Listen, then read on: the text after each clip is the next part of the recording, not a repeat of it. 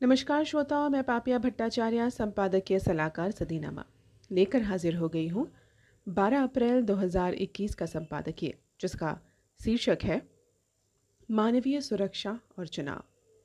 इसे लिखा है हमारे संपादक जितेंद्र जितांशु ने। दोस्तों, पश्चिम बंगाल विधानसभा चुनाव के लिए चौथे चरण के मतदान हुए। 5 जिलों के 94 विधानसभा क्षेत्रों में वोटिंग हुई है। वोटिंग को लेकर सुरक्षा के तगड़े इंतजाम किए गए हैं। पोलिंग बूथ पर राज्य पुलिस के साथ ही केंद्रीय बलों को भी तैनात किया गया।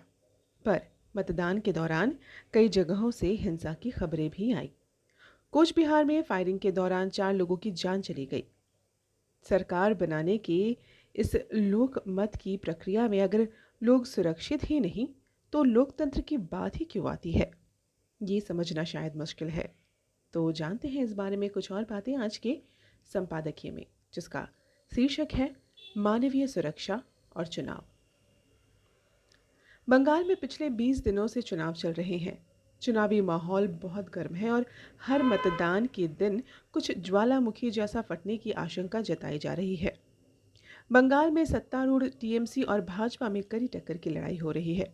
गत 10 अप्रैल के चौथे दौर के दौरान पश्चिम बंगाल के उत्तर बंगाल के क्षेत्र में हिंसा भड़की थी।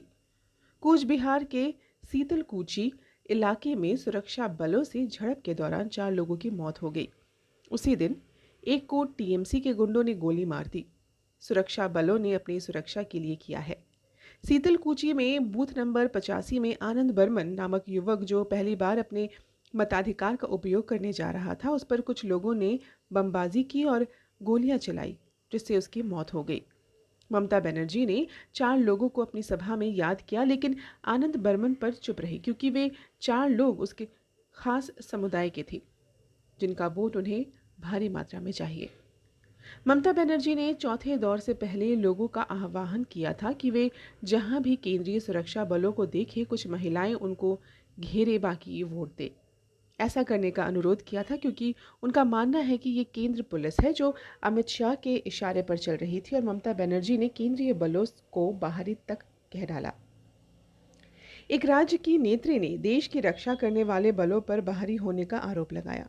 चौथे दौर के चुनाव से पहले भी सुरक्षा बलों पर हमला हो चुका था, इसलिए चुनाव आयोग ने सख्ती के साथ निर्देश दिए थे कि अगर कोई असामाजिक तत्व सुरक्षा बलों को हानि पहुंचाने की कोशिश करेगा तो उनके साथ सख्ती से पेश आया जाएगा, चाहे गोली ही क्यों न चलानी पड़े। सीतलकुची की घटना में अफवाह और समाज के अराजक तत्वों का बहुत बड़ा हाथ रहा। एक व्यक्ति बेहोश हो गया था, जिसे सुरक्षा बल के जवान कर रहे थे। तभी किसी ने अफवाह फैलाई कि सुरक्षा बल उस व्यक्ति को हानि पहुंचा रहे हैं। इस परिस्थिति को देखते हुए असामाजिक तत्वों ने महिलाओं को उकसाया और सुरक्षा बलों पर इकट्ठे होकर हमला करने को कहा, और महिलाओं ने वैसे ही किया। लेकिन सुरक्षा बलों ने हवा में गोलीबारी करके सभी महिलाओं को भगाया। फिर इन असामाजिक तत्वों ने इकट्ठे होकर सुरक्षा बलों पर हमला किया और उनकी बंदूकें छीनने की कोशिश की और बूथ पर कब्जा कर चुनावी ऑफिसरों को पीटा, जिसके बाद मजबूरन सुरक्षा बलों ने अपनी सुरक्षा हेतु गोली चलानी पड़ी।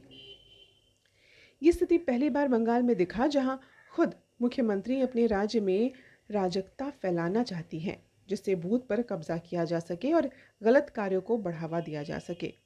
ऐसी ही स्थिति 2018 के पंचायत चुनावों में की गई थी, जहां विपक्षी खड़े नहीं हो पाए। वे अपने घरों तक से नहीं निकल पाए और सत्तारूढ़ तृणमूल कांग्रेस ने 1/3 सीटें निर्विरोध जीती थी, जो कि भारत की लोकतांत्रिक व्यवस्था को शर्मसार करने वाला कृत्य था। लेकिन इस घटनाक्रम को फिर से न दोहरा पाने से ममता बनर्जी परेशान हैं। आमीन। तो ये था दोस्तों 12 अप्रैल 2021 का संपादकीय। शीर्षक था मानवीय सुरक्षा और चुनाव। इसे लिखा है हमारे संपादक जितेंद्र जितांशु ने। कल एक और नए संपादकीय के साथ हम वापस लौटेंगे। तब तक के लिए नमस्कार।